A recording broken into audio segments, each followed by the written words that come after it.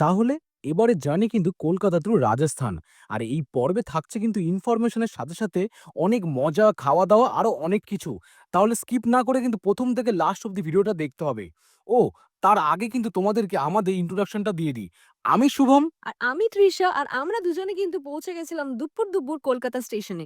যেখান থেকে আমাদের জার্নি শুরু হবে কলকাতা টু উদয়পুর অনন্যা এক্সপ্রেসে। আর এই ট্রেনে আমরা জার্নি করেছিলাম এসি থার্ড টায়ারে করে। যাই হোক, তারপর দুকা বলে তো আমাদের দীর্ঘ ২৯ ঘন্টা ট্রেন জার্নি শুরু হয়ে গেল। আর তোমরা কিন্তু জানো আইআরসিটিসির খাবার বেশ ভালো। মানে বুঝতেই পারছো। তাই জন্য কিন্তু আইআরসিটিসির খাবার না খেয়ে আমরা বাড়ি থেকে কিন্তু আমাদের পছন্দ মতো খাবার নিয়ে এসেছিলাম। হ্যাঁ, তা যা বলেছিস। আর দেখো, তোমাদের সাথে কথা বলতে বেজে গেল ২টো, আর ২টো বাজতে পারল না আমাদের খিদে পেয়ে গেল। মানে হাজার হোক আমরা ভেদ বাঙালি বলে কথা। যেখানেই যাই না কেন টাইম মতো না খেলে আমাদের ঠিক চলে না। হ্যাঁ, এটা কিন্তু ঠিক। এরপর মধ্যাহ্নভোজ কমপ্লিট করে তিশা চলে গেল কিন্তু ওপরে ঘুমাতে। আর আমি বৃষ্টি দেখতে, দেখতে চলে আসলাম কিন্তু বর্ধমান জংশনে। আমার আবার ওই ট্রেনে বসলে খুব একটা ঘুম হয় না। মানে ওই আরকি রাস্তা দেখার বড্ড নেশা আমার। আর দেখো তোমার সাথে কিন্তু কথা বলতে পৌঁছে গেলাম আসানসোল জংশন।